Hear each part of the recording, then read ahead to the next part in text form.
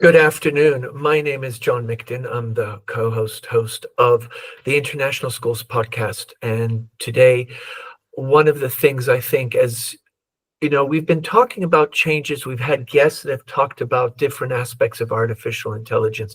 But one thing sometimes is when you have something that is so frictionless and so seamless and quite powerful, and you kind of get caught up in the power and the convenience, and it almost feels like an ice cream or something sweet. You can never get enough of it, and you don't really think about, okay, if I'm taking in and using all this, what are some of the impacts and what some of the challenges that we might be facing? And I think one of the things that is so interesting about this evolution and dynamic of AI, it's happening so fast. And there is this term called the black box. What is really happening behind this box? And there's so much hype, and the companies are hyping, and we're going to have artificial general intelligence is right around the corner. The world will never be the same. Everybody's going to lose their job. And then there's the other side, like, oh, you're over panicking. Don't worry about it. And then you have people going on about the ethics. There are so many different perspectives. But today, I have reached out to somebody that I feel very strongly has done an amazing job of really kind of toning down the hype and really delivering and sharing an understanding of this idea of demystifying AI and this black box, is Ryan Tannenbaum, who's an education consultant. And he specializes in data-driven culture, and technical implementations that are really pedagogically grounded. He's worked in international schools throughout Asia, and now he's been a teacher, principal, and IT director, and he's founded For.Education. And what For.Education does, it provides schools with data and AI solutions. And one of the things that Ryan does, and I really encourage you to go to the show notes, is connect with him on LinkedIn. He really challenges us in our thinking about artificial intelligence and what does it mean for organizations like schools, and how can we foster a deeper understanding of what these tools are, not so much the technicality and the mechanics of it, but kind of what is behind this cloak, or if you want to say this curtain, and what should we be understanding as we become more and more maybe complacent, I don't know, but we just seem so happy to have it for many of us that sometimes we're not thinking what's going on. Ryan, such a pleasure to have you. Thank you. Yeah, thanks so much for having me, John. So I think I'm just going to start. Why do we need to demystify AI? Why is there a mystery around it? Because some people don't think there's a mystery. They just think it's another tech tool. And other people are saying, hold on, there's all this stuff that we don't understand. We should be more cautious. And so there's a kind of this, I don't know, veneer that's been created, almost a mystery behind what really is behind the curtain. And maybe talk to us why that might be a feeling that's floating around. So part of it is just how quickly hype is coming at us and how quickly the technology is changing and evolving. Since ChatGPT was first introduced, we've seen a lot of iterations of this technology. It's been rapidly adopted by people, but also by companies in just so many different ways.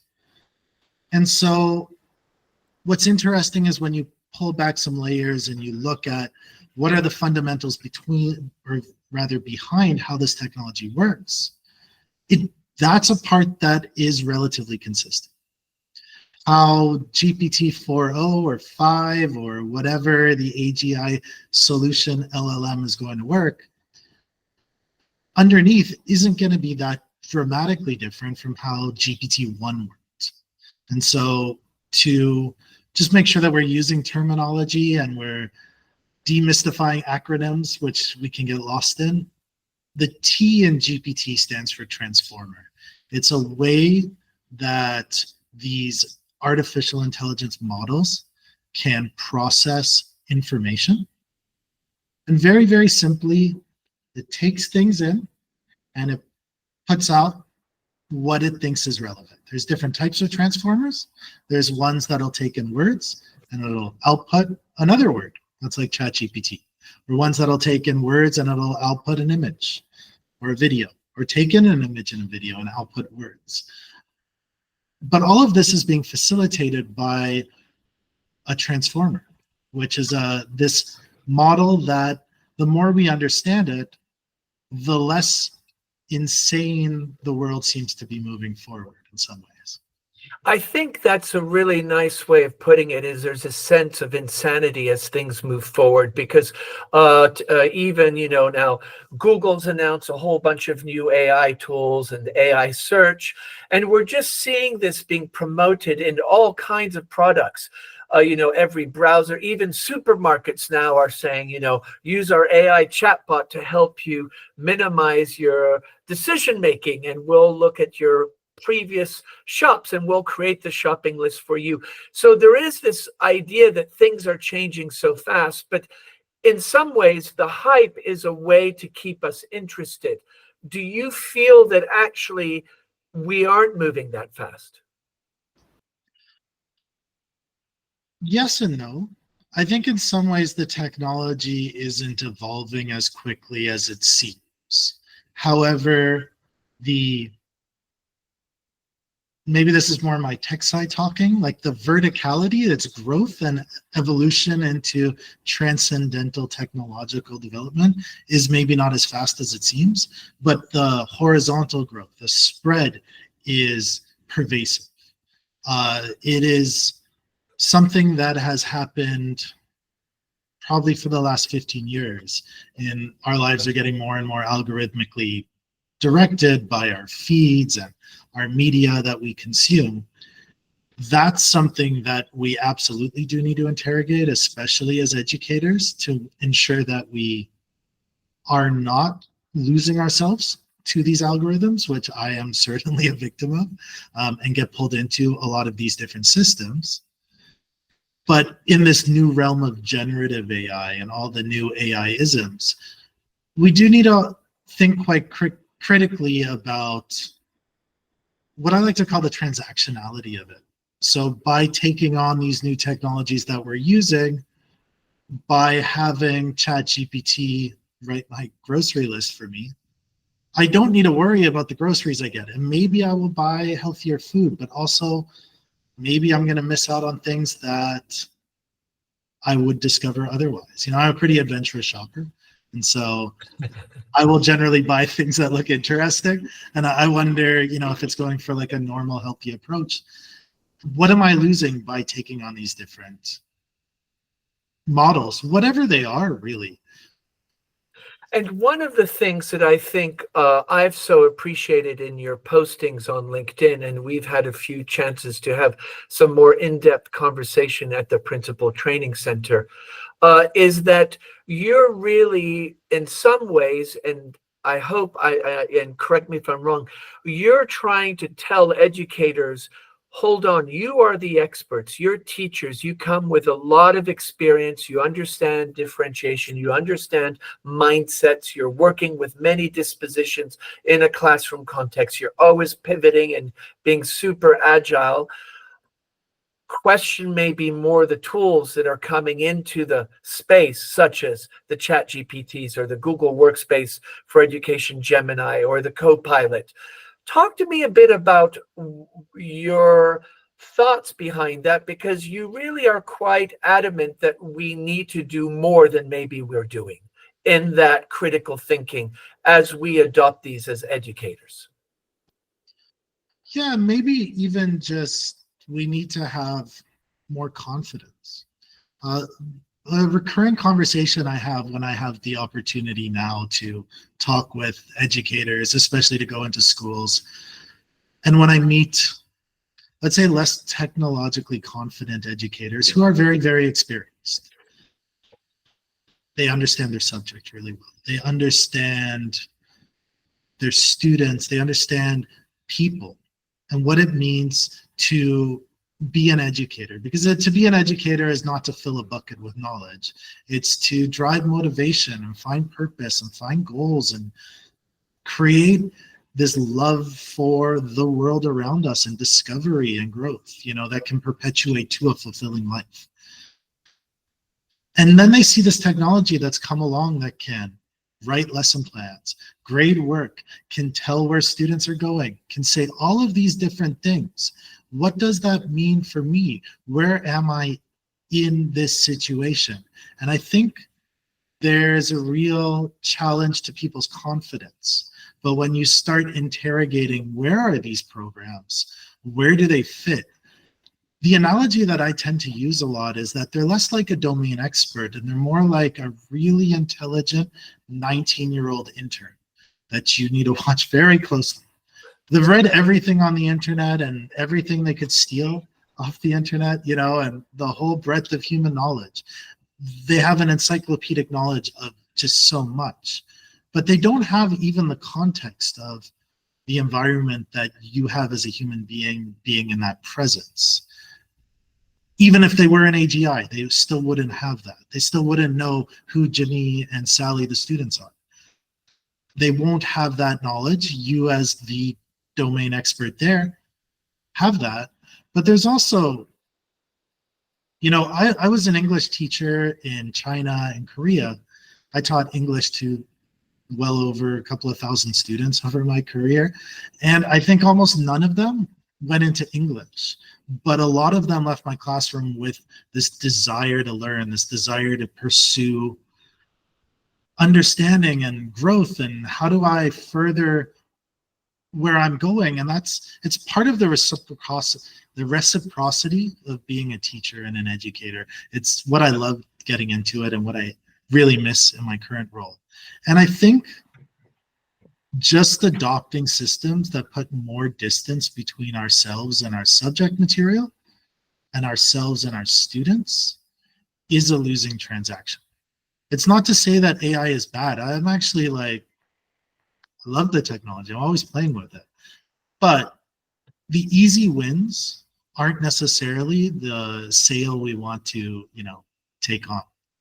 And you talk about that transaction because it's very transactional, much more than what we have in a classroom when we're dealing with students, which is a human developing understanding, developing empathy, understanding the nuances of the characters and the different needs of a child. But with a large language model, it's basically you give something and it gives you something back.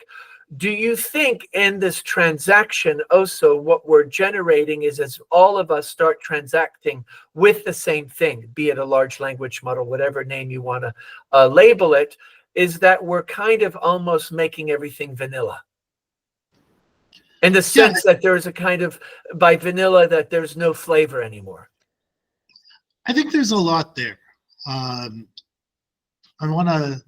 There's maybe three different directions I want to go in right now. But there was a really interesting article I read about a month ago where they were trying to evaluate the effect of large language models on creativity. And so it was a research paper. They got 1,000 people off the street, some number, and they had them write a story. And there were three different groups, one with no exposure to AI, one with the ability to ask the AI for one assistance prompt, give me some ideas, and one with the ability to ask the AI for 5 assistance prompts. And they separated out people by their creativity and writing ability.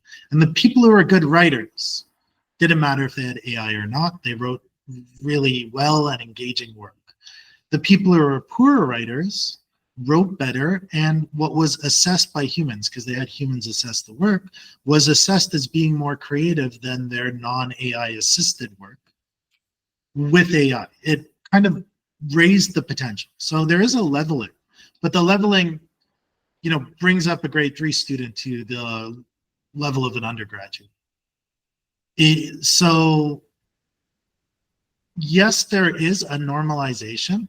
I think the more conspiracy theory side of me says that there is a danger because we don't know the inherent biases of the companies that are promoting these models. And so for a popular example, I think you can look at the missteps of Google, but more prominently Grok, as efforts to impose a narrative clumsily. And it's something that I think in 2 or 3 years is going to get a lot less clumsy. And that is potentially quite scary, that there are megaphones for viewpoints that are going to go out to the entire world. As a language teacher, critical reading, what are the biases and motivations behind that? But before we move off, one of the other points, I've lost point 3, but point 2, when I talk about transactionality, I think it refers to, this is maybe more my educational administrator's hat, but I think it refers to any technology. The argument that Plato and Socrates had against like the written text, and that I'm paraphrasing from another conversation. So let me just say, the argument against the pencil over the written text, or the written text over the spoken word culture, the spoken word, was the loss of memory, the loss of this identity, that the written word doesn't have the spirit and life of the voice of the narrative tradition, the spoken tradition. And that was a transaction. Words like Gilgamesh has survived because it was written down. But if I read the book now and retell it, is it going to be anything like if I heard it back in the day? No, of course not. Been retold for hundreds of years and by these expert storytellers who specialized in it. There is a loss there.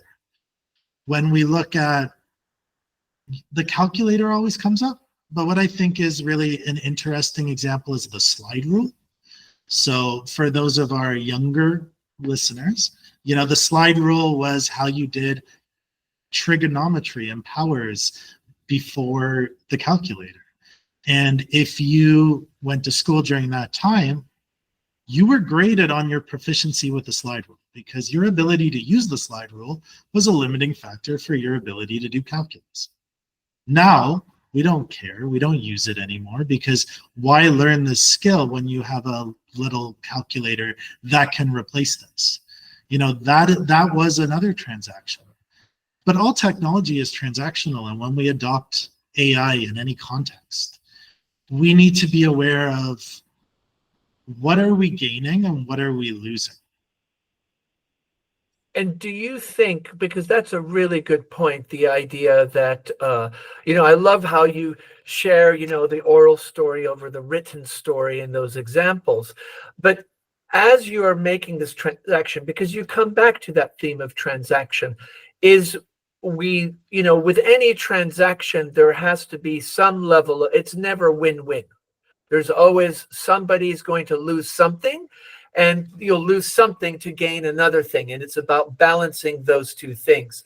And I'm wondering, why do you think teachers, and I'm not saying that teachers are the only ones, I think anybody that's transacting with a large language model, is it just set up so we don't ask what are we losing and what are we gaining, because it's so seamless and it just seems so powerful? Is that part of the nectar that kind of blinds us?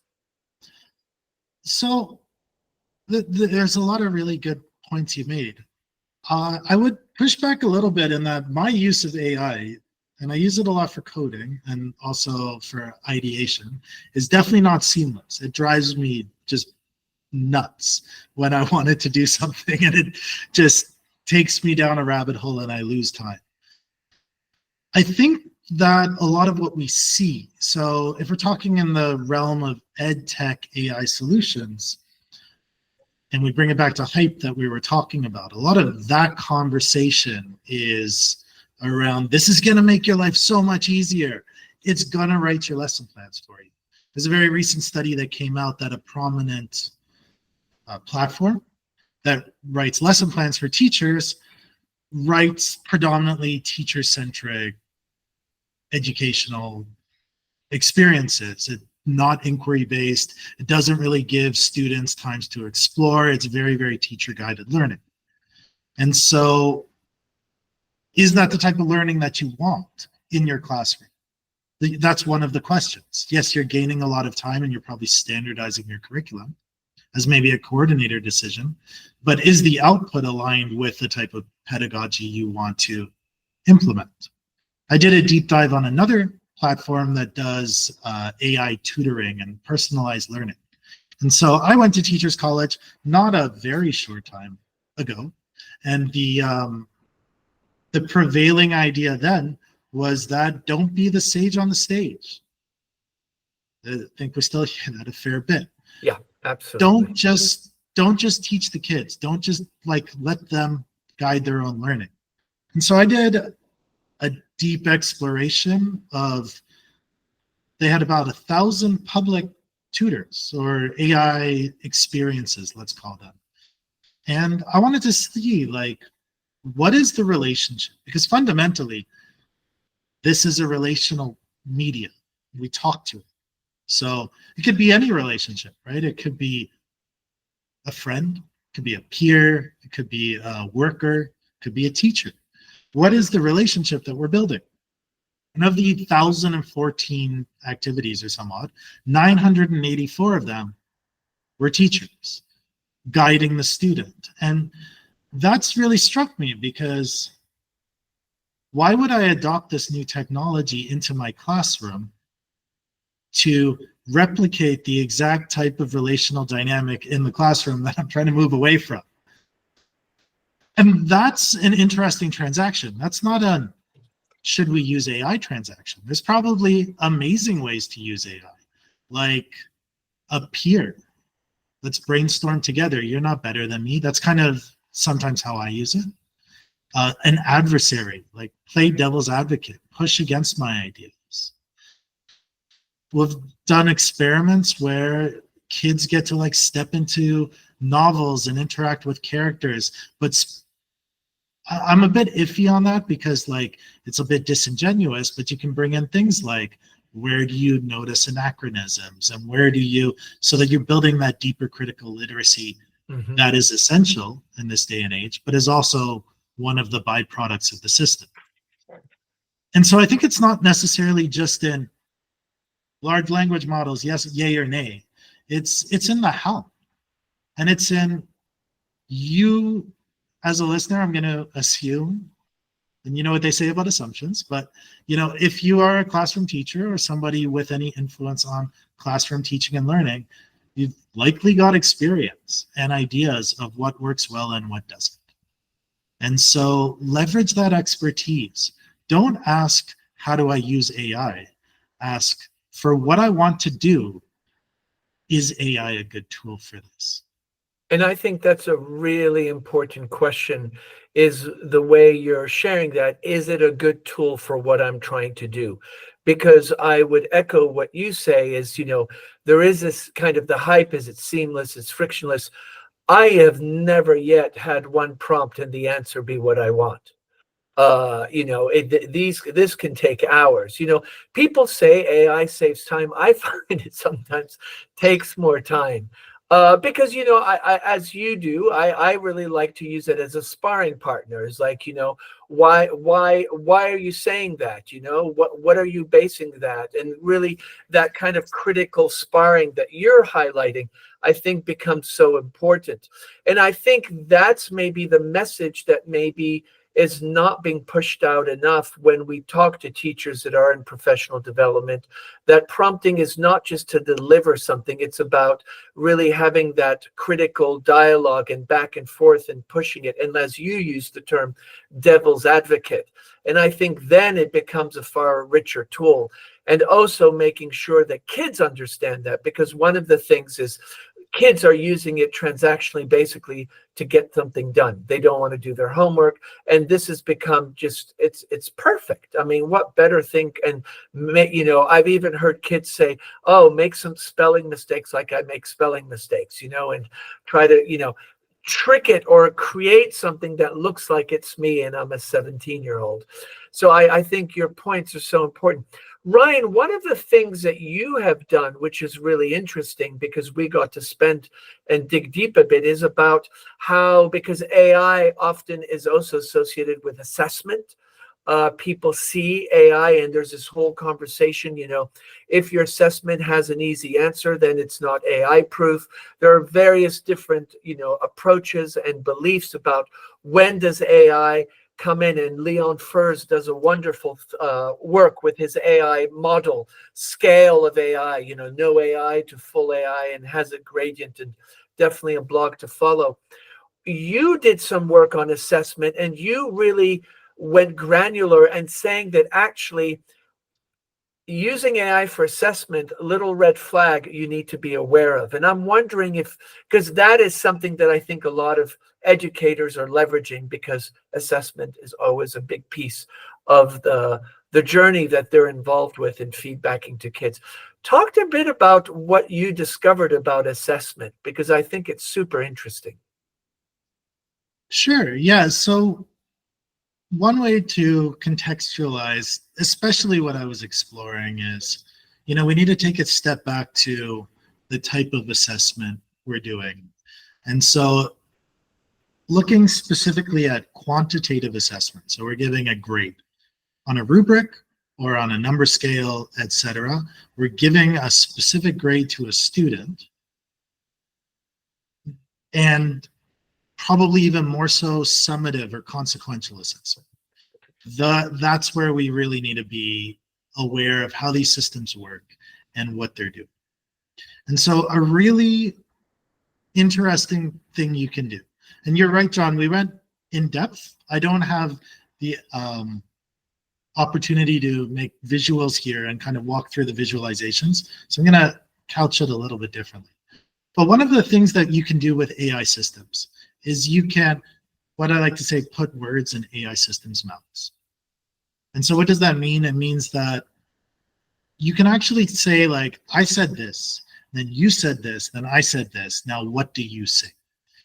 And this is more when you're using the API. So if people don't know what an API is, it's how computers talk to each other. You generally have more power over how you talk to a machine. But to bring it back to teaching and learning, I can give it an essay and an IB, MYP rubric, and I can say, grade this out of 8 on, the MYP, language B, criteria C writing rubric, and grade it out of 8. And then I can say the AI said it was a 5, and then I'm going to say why. And it'll tell me, because it's okay, it somewhat meets this, it does a good job at this, etc. I can go back and say, well, actually, you said it was an 8. And say why. Say, because this essay did an amazing job at A, B, C, and D. I can go back and I can say, no, actually, you give it a 2. Why? Say, well, the essay really missed the mark. And I haven't changed the essay. I've changed what it said. I've changed the ground truth of what the mark is, and it's going to justify that either way. And so one thing that we really need to be aware of when we use these systems, not just for assessment, is that, I was going to use a word that I censored myself, but they're very good at not telling the truth, or fibbing. They are rhetorical devices. That's my very, very poor pun, but they're very good at rhetoric. And so they can make whatever they're saying sound very factual. And we need to be extra critical of that. The work that I do when we go a bit more granular, and you can see it on LinkedIn, you can reach out to me. I do have videos of it that I'm happy to share. Maybe we can attach it in the show notes. Mm-hmm. But the way these systems work, language models that produce text, is they're always producing the next word, whatever comes next. It's always doing it like one token, which is a word or a part of a word at a time. Let's just, for simplicity's sake, say it's only generating one word at a time. And then once it does that, it sticks it on the end and it goes back through the transformer and generates another word. But what it's actually doing behind the scenes is it's generating a probability. It never chooses a word. It says, hi, my name is ChatGPT. It doesn't say like the next word after my name is going to be chat. It's going to say, I'm most likely going to say chat with like a 90% chance, but I might say like open quotes. I might say Claude, I don't know, or some other thing that it's somehow gotten into the data. And what becomes really interesting when you look at these probabilities is you get to see that it's a lot less sure than it sounds. When I'm just talking to it, And I'm going to make another assumption that the people who have listened to this have put in an essay or a piece of work and said, grade this. And if you haven't, try it. It'll come back with a grade and sound very authoritative. However, if you pull back and you look at the probability distributions, sounds really complicated, but if you look at the grade, you're going to see that I'm really sure this is a 7. It actually had like a 40% chance of saying it was a 4. And that would have changed everything that came afterwards. And so that, when we were talking about transparency and demystifying these systems, is something that we need to understand, that they are far more fallible than we might expect. I often hear the retort, like, but humans are fallible too. Thinking Fast and Slow, very good book. If you read it, judges who have to like check acquittals, like people whose cases they review after lunch get far more acquittals than, like, they get far more lenient sentences than the people who they evaluated before lunch. So yes, humans are fallible, but these are systems that can be interrogated by their very nature. And so it's really important that we understand that it's doing what we think it's doing, especially in contexts when it's consequential. And I think what you're saying is the consequentialness of it is especially in assessment, where unfortunately, or fortunately, however you want to look at it, is that assessments often are very high stakes as you go higher in the grades. And a 4, a 5, and a 6, even though they don't seem very far apart, can be significant for a child depending on their university offers and etc. So, a 5 could be that they don't get to the university that they wanted because they want a 6. And I think what you bring up is a really important point, is that, yeah, human beings are fallible. But I think somehow we're more willing to say, oh, AI has to be better and more intelligent than us because it's got the whole internet. And there's this kind of feeling that because of the massiveness of the data sets that it's working with, that must make it smarter. But I think what you're trying to say, hold on here, no, they are actually not very confident because they're actually looking at probabilities and picking a probability based on another probability. And that makes it that much more challenging for people to rely on the answers that it's giving. And I think so often what you see is people don't, this has happened to me. I do a really good prompt 4 or 5 times, come back, and then I'm like, oh, this is pretty good. But then I read each sentence, and then there's always something deep, and I'm like, whoa, what is that? That has nothing to do with it. And it's that process that I'm realizing how, if I get it to do a 27-page text, I better read all 27 pages because chances are there's something in there that it's gone rogue. And I think that's what I really like what you're saying, Ryan, is that we have to check. Humans have to be at the center of this conversation and this decision-making process. But how do you think, like in your own work, as you work with schools, because you consult with many schools, how does that do you think people understand that message, or is it a message it has to be reworked and reworked? So I think it's part of building real AI literacy, which was a term I was using at one point. And I'm going to frame it in a very relatable sense. I was in Borneo last summer working with primary school students as an introduction to AI for these students. And I want to use this anecdote to coach my approach with schools when I work with them. And so we did an activity where we designed a AI experience where they put in a story that they really like I love Star Wars and I want to be Luke Skywalker, and it would generate this long prompt, and then they get a role play as Luke Skywalker and Star Wars. Shows how out of touch I am with that example. But anyways, the kids really like it. They can jump into what they are engaged with. They can talk to these different characters. They get to explore wow, this is new frontiers. I really wanted to have that awe-inspiring wonder of this is AI. You can do this with teachers and people too. What do you really struggle with professionally? I really can't get over like the standard alignment. I've like these really good lesson plans and I know that they're aligned, but it's just such a drag to do standard alignment. Like let's use AI, like bam, align to your standards, just put in what you wrote. It's important to build that excitement because the technology is transformative in a lot of ways.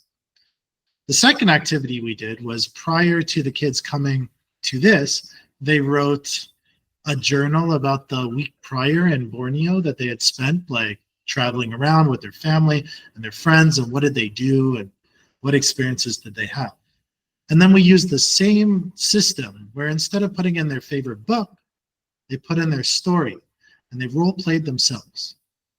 And you know what? ChatGPT had no idea who they were. It made up their friends, it made up activities that never happened. For even an 8-year-old, it was so jarring, the inexpertise and inelegance and inaccuracy of this system, that it really highlighted, wow, there are boundaries that I need to reflect on. And it's about negotiating. I think Ethan Mollick calls it the jagged edge, the jagged edge of AI. And so what are the opportunities? Let's keep pushing that horizon, but what do we also need to be critical of? If it's doing standard alignment, well, number one, I need to make sure those standards really exist because they might not. And number two, I need to make sure, like, are they the standards that I would agree with? Of all the standards that I have to teach, I'm obligated to teach 400 standards. Is it only just harping on like the same 10 standards and doing that alignment? What is the balance to use it effectively? And I'm wondering, I love the anecdote, the way the kids did their story of their, week in Borneo with a family, and then ChatGPT basically almost in some ways destroys it. In other words, they're like, hold on here. That is not the story. I did not have that. This person doesn't exist. I think that's just so powerful because, of course, kids do get into the whole idea, like, you put your PYP lines of inquiry, and bingo, they come out and kids are like, oh, amazing. I won't ever have to do that again. So I think your example is so important. And I think that's maybe where, as educators, we come in and are so powerful because we understand the importance of that critical thinking and understand the mechanics of how to create a lesson where you get the compare and contrast and you have opportunities to really think deeply, even at a metacognitive level, where you're really thinking about the thinking that you're doing. Do you think in many ways we're not spending enough time on this then? Yeah, absolutely. I'm glad you brought up metacognitive awareness. It's something that the only time in my career where I felt like I was able to really effectively dig into that was in PYP. I was a high school teacher and in the Canadian curriculum.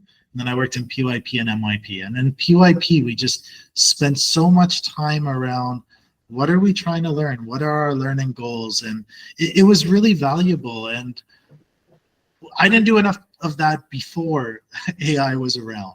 And so I'm going to assume that teachers who were like me wouldn't be doing enough of it right now. So I'm not speaking for you, listener, who is doing enough and is like, you're wrong. But in general, it's likely true. And the way I want to coach it is like this. Regardless of the assignment, one of the big questions around AI now and the hype of all the new technology that's going to come out over the next 10 years, that's just going to be dizzying and exhausting. We need to equip students with the skill to evaluate and judge the usefulness of these technologies. And so I think we need to move that into every single assignment, where I'm a big believer that prohibition doesn't work. So a very quick anecdote, when I was the IT director, we tried not to blacklist websites, because if I'm blacklisting all the gaming websites, then the kids are just going to go and do it on their phone's data, or like when I leave, just like I did in high school, way back when we worked out a proxy out of the network. It's about building understanding and capacity. And so just like in PYP, what are our learning goals? What are our learning objectives? Have we met it? Bring that into the conversation with AI.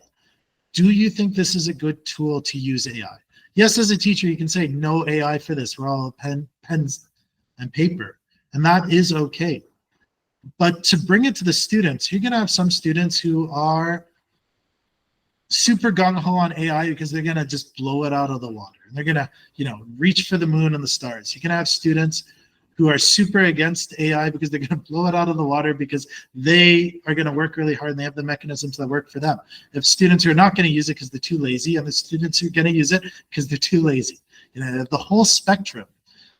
But what none of those students are getting is a critical analysis of what is the task I need to complete? What skills do I have?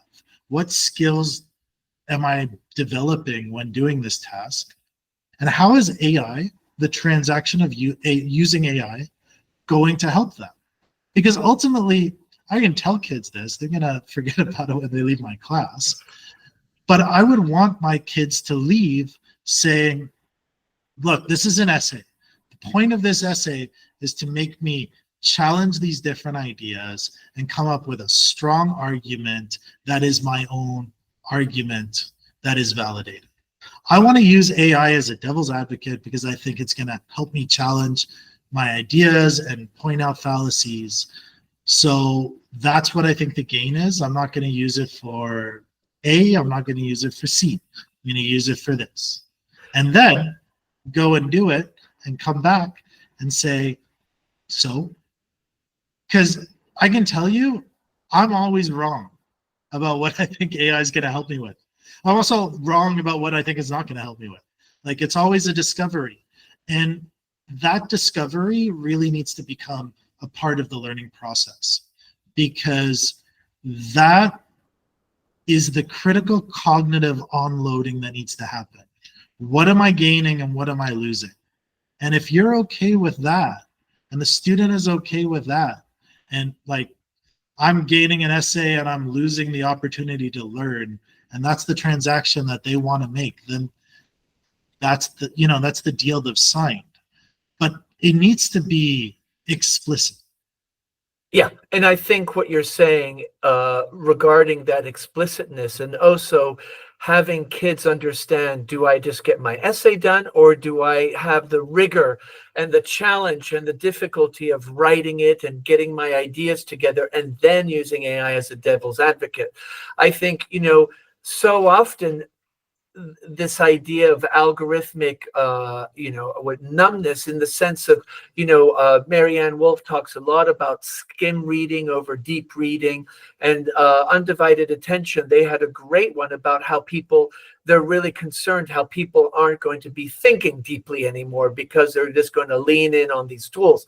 So I think what you bring up is really so important. And how do we make sure we amplify this in the front of center of our schools and our curricular approach when there are 9 billion other things happening at the same time? But do you feel that there's an urgency? I personally feel that should be front and center. I think there is a real danger with technology. The kids who go to university now, this is, the tired anecdote, I think now, but the kids who are going to Ivy League schools, far better than my school, who've never read a novel, and aren't able to complete long readings. That's a really big problem, and that was before AI. Yeah. And this almost feels like it's just amplifying it even more. So your anecdote, where university professors have said, shut down the laptop. I'm doing everything. I even have a friend that teaches at a university, and he's brought out chalk again, because he's like, I'm just tired of people looking at screens. We're doing it on a chalk, and then he takes some pictures at the end.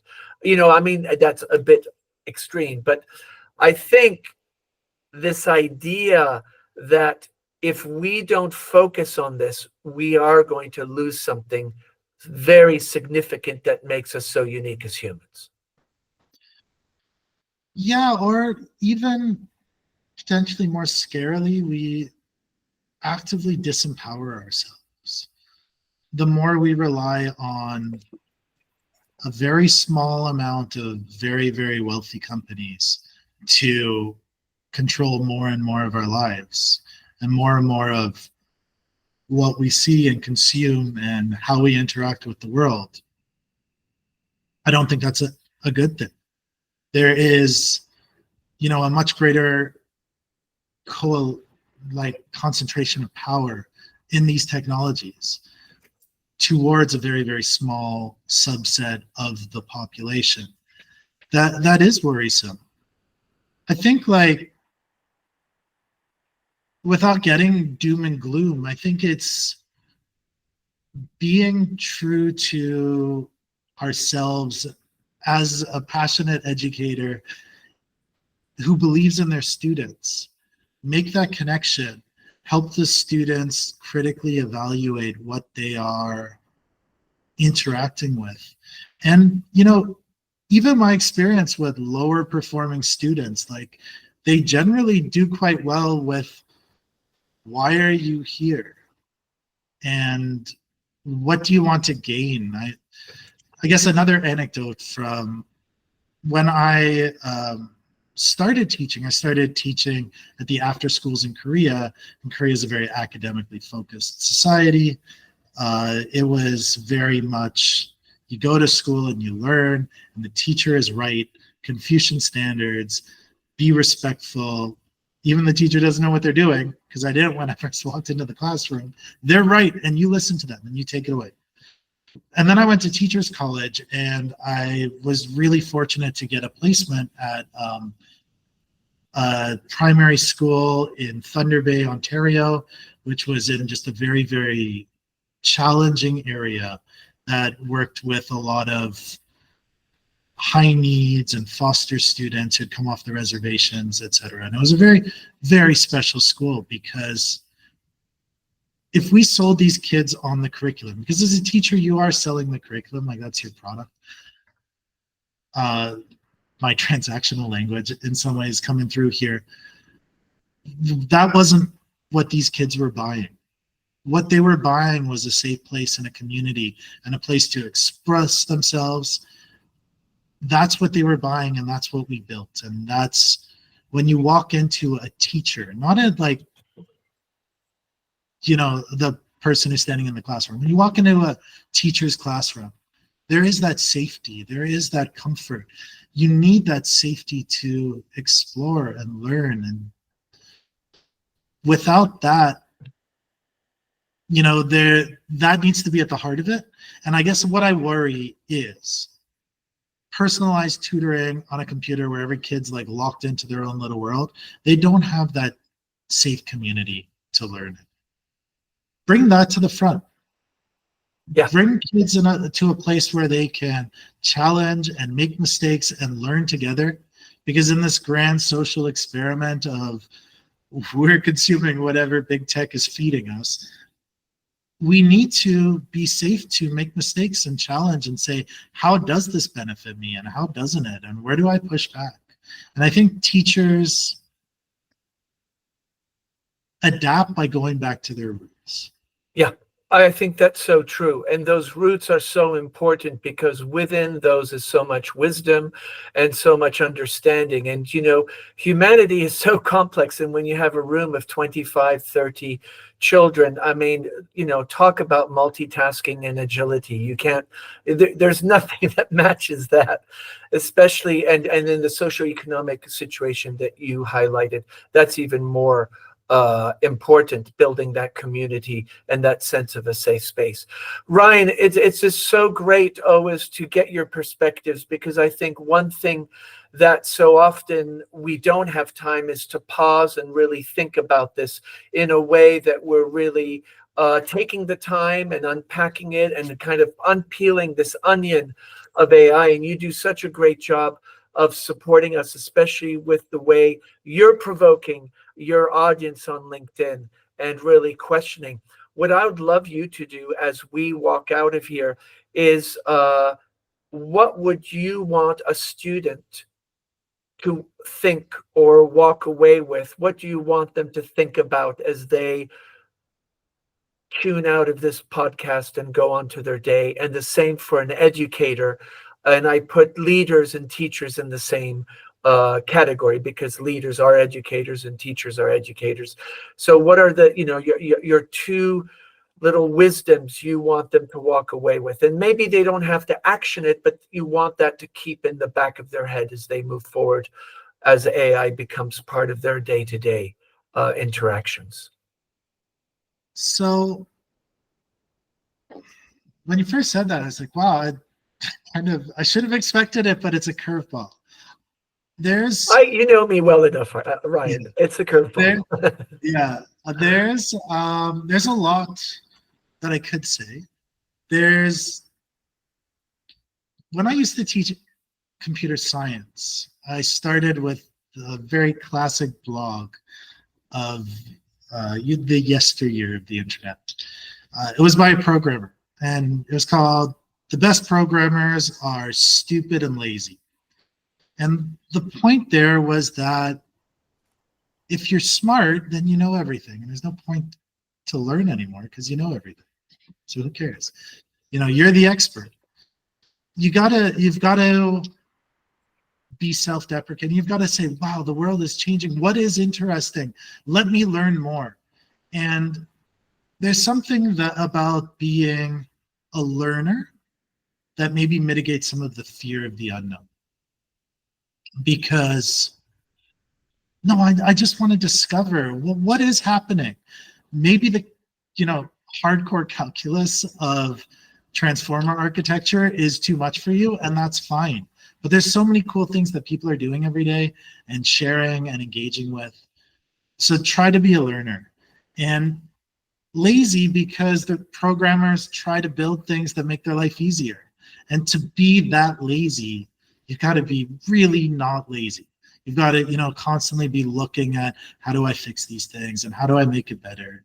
And so AI, and I mean AI, and technology, like broadly, offers us so much.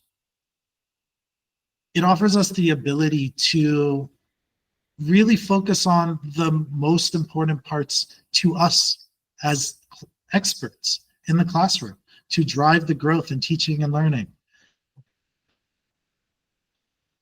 You want that. You want to automate all the boring stuff. You want to be lazy about those things. So keep pushing that frontier, of trying, well, how does this work? And being critical. What can I do? And I think that's universal. I think in this world of uncertainty and unknown, stay open to the changes and look at how it can really benefit you. But I mean, critically, does this actually help me or not? Does this help me, or is this a crutch? Am I losing more than I'm gaining? Thank you. And I love that idea of, am I losing more than I'm gaining? And I think if we use that lens, and you're right, lifelong learning is often laughed at, but there is something about that. And I work with senior citizens, and I'm always so impressed when how many of them are taking up a new hobby, or trying something different, or suddenly decide to do yoga at 85 and they've never done yoga before. It's that kind of that innate curiosity, which I think is part of being human, right? I mean, throughout history, that's curiosity is what has moved us forward in so many ways. Ryan, thank you so much for sharing and for being part of this conversation. I want to remind our audience, you can find Ryan at For.Education. And if you are on LinkedIn, do connect with Ryan. He does a wonderful job of posting, and your posts are very elaborate, and you give some really concrete examples. And I think it's always such a great learning opportunity. And you do it always with this idea of critical thinking. So Ryan, thank you so much for you always being so generous in the way you share out to the larger community in your professional learning network, and for being on the International Schools Podcast. So thank you, Ryan. Yeah, thank you for having me, John. And to our audience, we look forward to seeing you next time. And as always, if you like this podcast, do drop a note on your favorite podcast app. That's always helpful. And thank you for your comments and feedback and reaching out. We really appreciate it. It's so nice to hear from you, and have a good week.